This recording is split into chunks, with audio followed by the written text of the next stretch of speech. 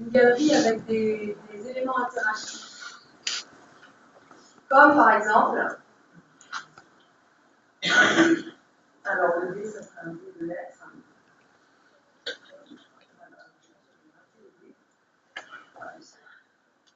En espagnol, je ne sais pas si je voulais, mais c'est pas grave. Donc, quand vous avez inséré cette chose sur le TDI, ensuite vous allez juste cliquer dessus, il tourne et il s'arrête de manière aléatoire sur un numéro. À vous d'imaginer comment on peut utiliser ces petites choses pour pouvoir créer des activités ludiques. Il y a des questions? Non, ça va? Voilà. Qu'est-ce que vous avez fixé pour mettre le dé? Eh bien, le dé, j'ai une galerie, ce qu'on appelle la galerie, qui est la galerie qui est là. Ici, c'est le grand tableau. Je vais mettre comme ça. La galerie, elle est ici, c'est le petit tableau qu'il y a dans la colonne. C'est-à-dire que soit j'affiche mes diapos, soit l'icône du dessous, c'est la galerie, où il y a plein de choses qui nous sont proposées, interactives. D'accord? Voilà. Donc, on dispose de tout ça. Aussi d'une horloge, vous savez, on arrive, enfin, peut-être que des jeunes enseignants ici.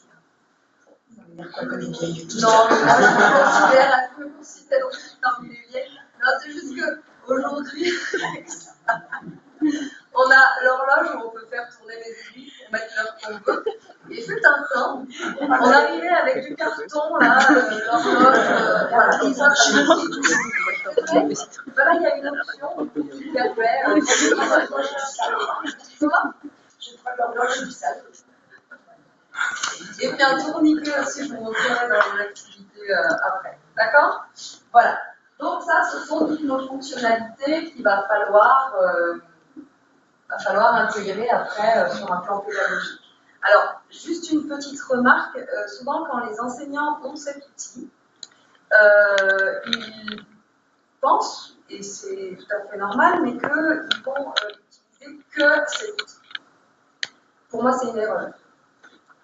C'est-à-dire qu'on peut l'utiliser en tableau, bien entendu, puisque c'est le seul outil qu'on ait, mais pensez quand même, parce que là, on est dans de la création d'activités, ça veut dire que malgré tout, ça prend un peu de temps, et que créer pour créer sans réfléchir et juste l'innovation pour l'innovation, c'est très dommage. Voilà. Donc, il y a un moment donné dans le cours ou dans le livre que vous utilisez où il manque quelque chose. Hein. Les livres, les méthodes, les manuels, ma foi, ils ne sont pas faillibles non plus. Ou alors, c'est vos étudiants qui ont peut-être un peu plus de mal avec un point en particulier, où vous vous dites on va renforcer de manière ludique en créant une activité TBI. D'accord? Donc, ponctuellement, comme ça, on peut leur proposer, mais il faut, pour le temps que ça peut demander, il faut que vraiment l'activité ait une valeur ajoutée.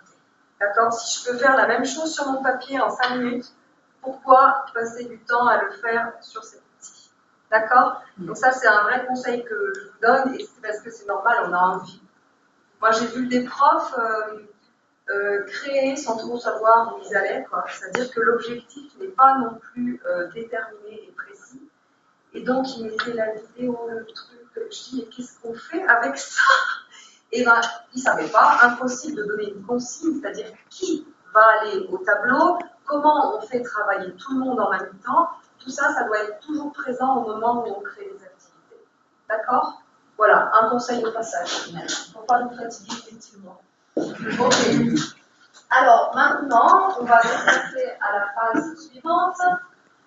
Voilà.